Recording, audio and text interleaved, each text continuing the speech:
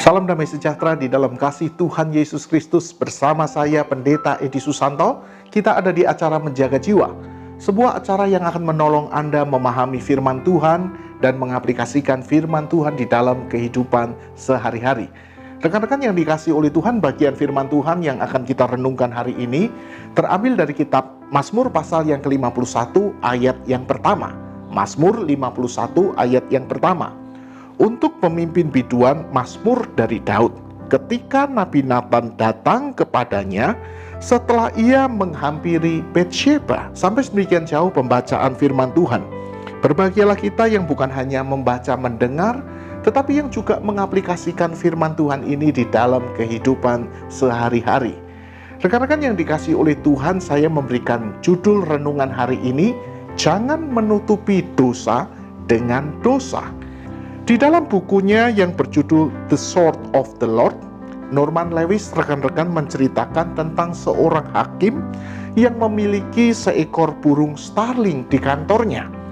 Burung starling adalah burung Amerika dan Eropa yang berekor pendek berbulu hitam, dan konon rekan-rekan burung ini bisa berbicara. Barangkali mirip dengan burung beo yang kita kenal.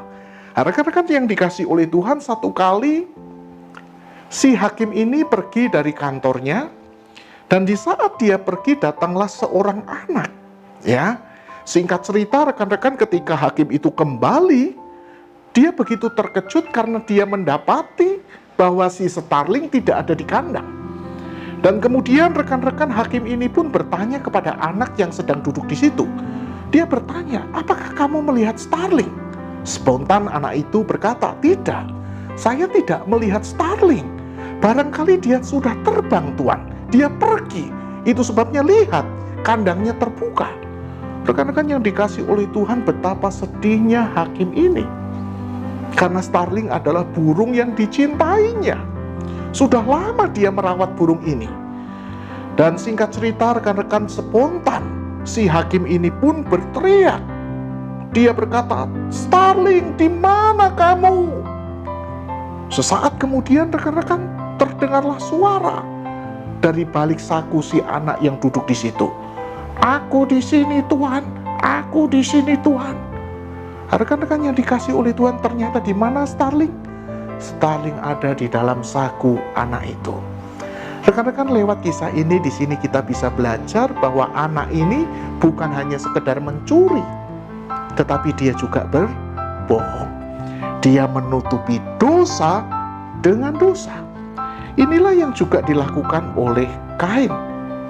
Tatkala dia habis membunuh Habil, Tuhan bertanya kepadanya, Kain, di mana adikmu?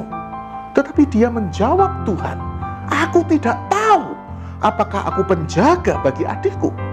Rekan-rekan, hal yang sama juga dilakukan oleh Daud.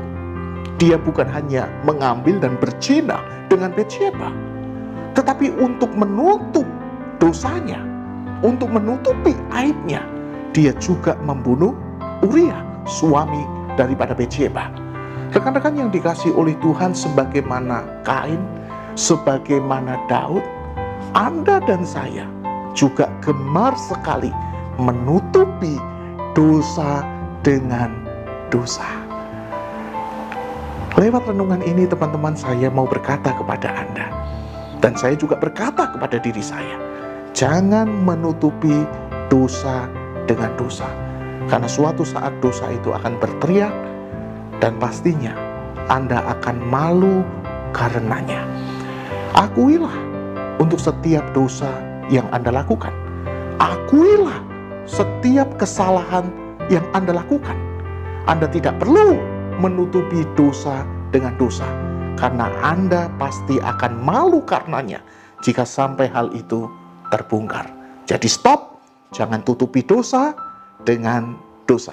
Kiranya renungan ini memberkati Anda dimanapun Anda berada. Kalau Anda terberkati, jangan lupa subscribe, like, bunyikan loncengnya, dan bagikan renungan ini ke banyak orang.